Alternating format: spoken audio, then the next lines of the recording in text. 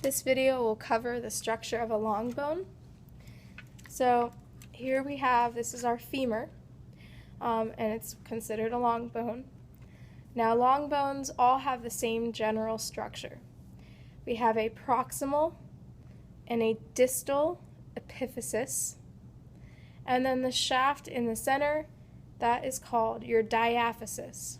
So again, we have a proximal and distal epiphysis, and then the shaft down the center is your diaphysis. Now if we open this up and we take a closer look, so here this is a real bone, and you can see inside our epiphysis we have spongy bone. So you could see that meshwork there, termed trabeculae. So remember, in spongy bone, our lamellae is organized into trabeculae.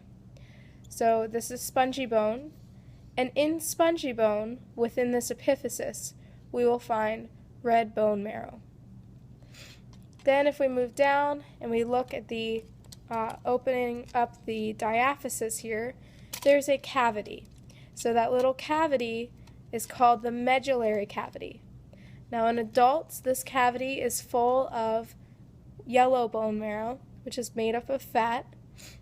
And then again, down at the distal epiphysis, we can again see spongy bone, where we would find red bone marrow. Taking a look at another model here, we have again a femur. Now this line here, this line that's represented by blue, we call that the epiphyseal line.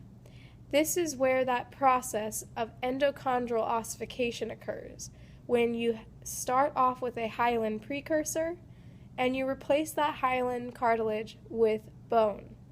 So we will go over the endochondral ossification and look at the different zones underneath the microscope.